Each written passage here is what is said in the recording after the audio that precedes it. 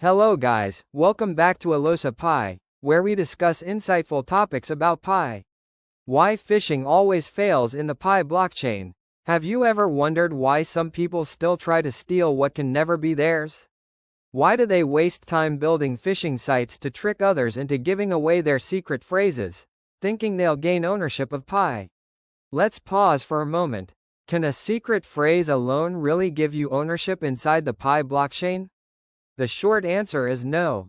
And that's exactly what makes Pi fundamentally different from legacy cryptocurrencies like Bitcoin or Ethereum.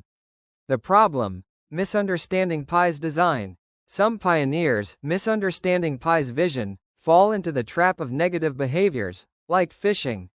They think, if I can get someone's secret phrase, I'll control their wallet. But here's the first big question: does controlling a wallet mean you actually own the assets inside it? In Pi, the answer is crystal clear: ownership is inseparably tied to identity.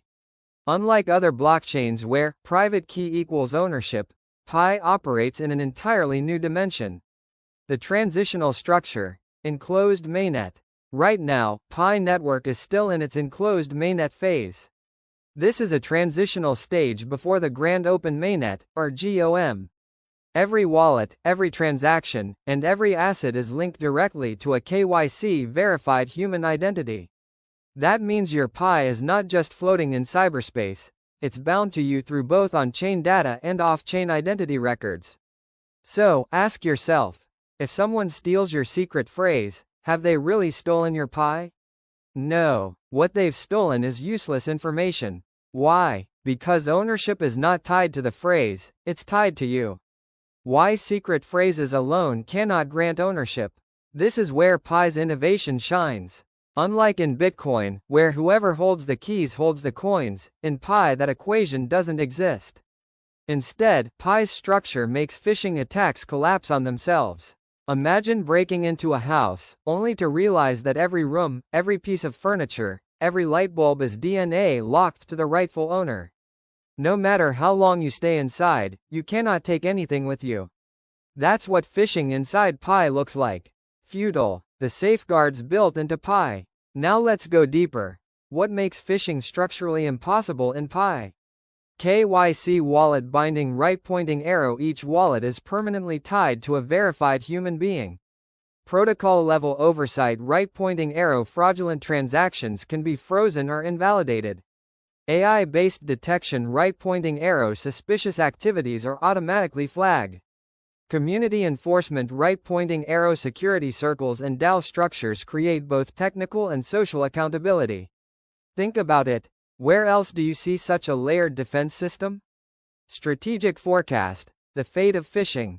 Here's the reality. In traditional crypto, phishing works because private key equals ownership. But in Pi, phishing will always fail. Any stolen Pi will be confiscated, invalidated, or traced back to the rightful owner. And perpetrators? They don't just face technical failure, they face legal and community consequences. So, the real question is, why attempt a crime that is guaranteed to fail?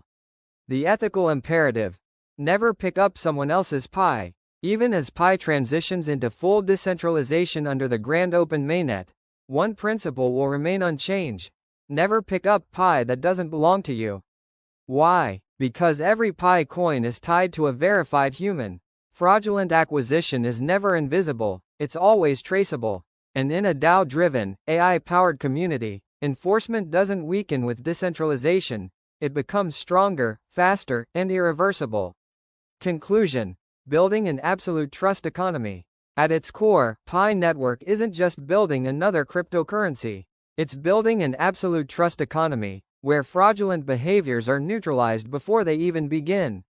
So, next time someone thinks about phishing, here's the truth: it is not just immoral, it is impossible. And this brings us to the final, reflective question for you, the listener. In a world where trust is built into the very structure of money itself, what role will you play in shaping the future of Pi?